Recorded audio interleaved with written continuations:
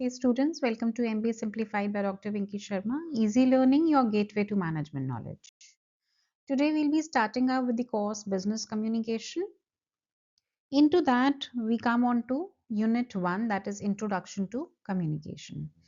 ये unit management का foundation है क्योंकि कम्युनिकेशन के बिना मैनेजमेंट पॉसिबल नहीं है। इस यूनिट में हम कम्युनिकेशन के रोल, प्रोसेस, इंपॉर्टेंस, बैरियर्स और क्राइसिस कम्युनिकेशन को डिटेल में समझेंगे। So let's begin with the explanation. First we talk about introduction to communication. Communication management का बैकबोन है।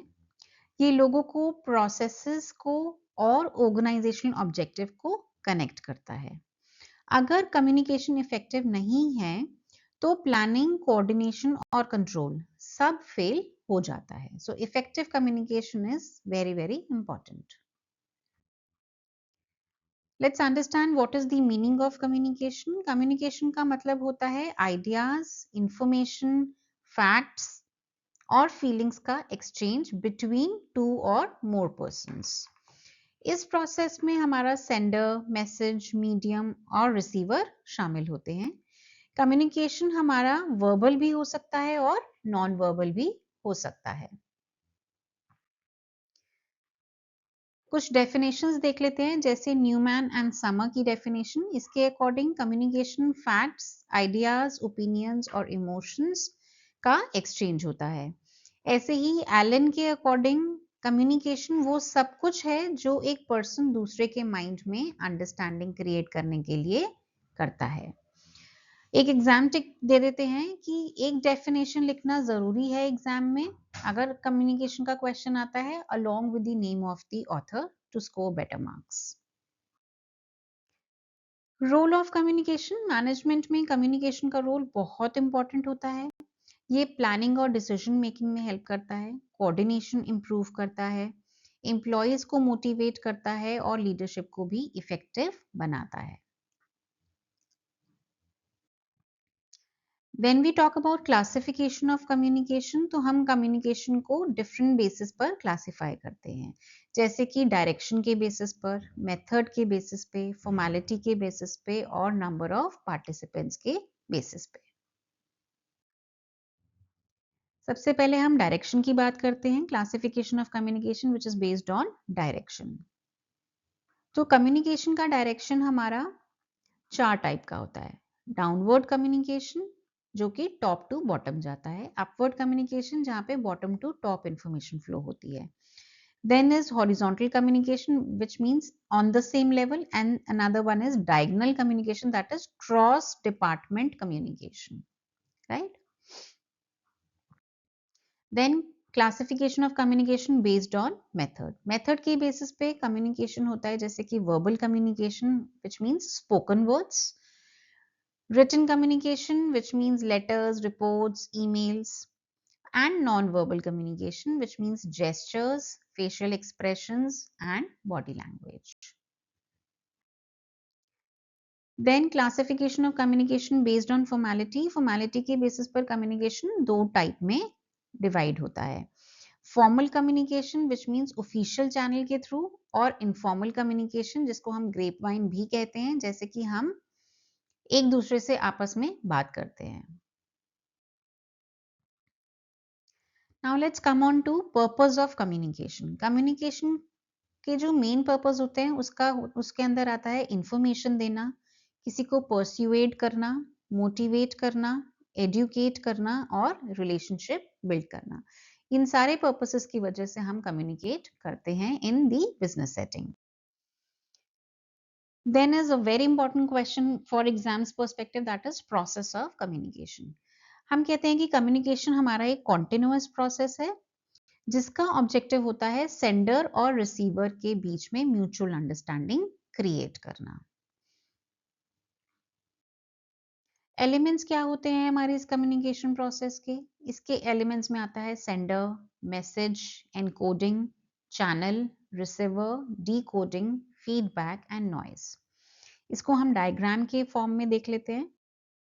तो इस डायग्राम में आप क्लियरली देख सकते हैं कि सेंडर जो है वो हमारा मैसेज देता है और उस मैसेज को एनकोड करता है, चैनल के थ्रू उसको भेजता है, रिसीवर उस मैसेज को डिकोड करता है, राइट, और फिर उसका फीडबैक देता है, राइट। इसी के बीच में, इस पूरे प्रोसेस के बीच में हमारा नॉइस आ जाता है, which is generally a disturbance during the flow of message. Diagram जरूर जरूर बनाना है अगर एग्जाम में क्वेश्चन आता है तो, और ये बहुत इंपॉर्टेंट क्वेश्चन है from management exam perspective. Coming on to characteristics of successful communication, एक सक्सेसफुल कम्युनिकेशन के फीचर्स होते हैं जैसे clarity of message, completeness of the message, conciseness. Conciseness का मतलब होता है कि आपका मैसेज टू द पॉइंट होना चाहिए, वो करेक्ट होना चाहिए, उसके अंदर कर्टसी होनी चाहिए, आप सामने वाले को बहुत कर्टियस तरीके से मैसेज देंगे, चाहे वर्बल चाहे नॉन वर्बल। एंड फीडबैक, अगर ये सब प्रेजेंट है तो हमारा कम्युनिकेशन बहुत इफेक्टिव माना जाता है।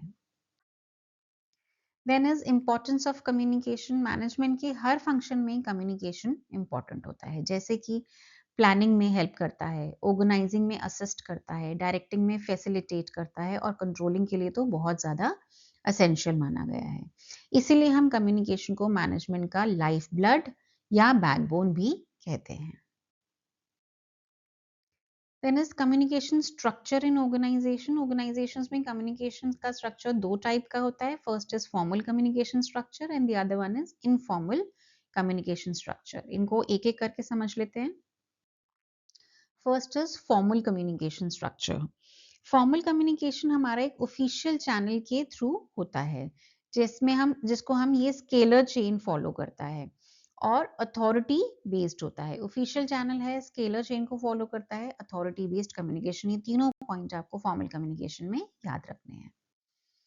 इनफॉर्मल कम्युनिकेशन और ग्रेप वाइन, ये हमारा बहुत फास्ट होता है, फ्लेक्सिबल होता है, ऑफ कोर्स अनऑफिशियल होता है, लेकिन कभी कभी र्यूमर्स भी स्प्रेड कर देता है।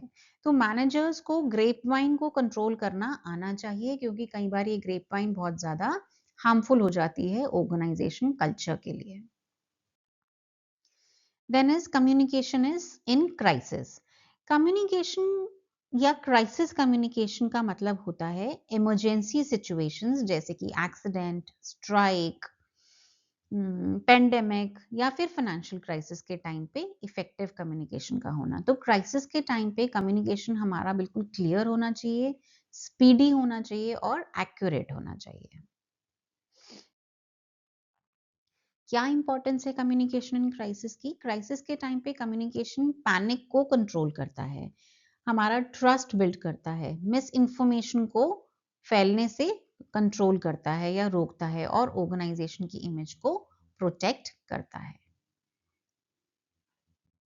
When we have next concept, that is barriers to communication. Barriers वो obstacles होते हैं जो effective communication को disturb करते हैं, जैसे कि हमने noise देखा था हमारे process of communication में।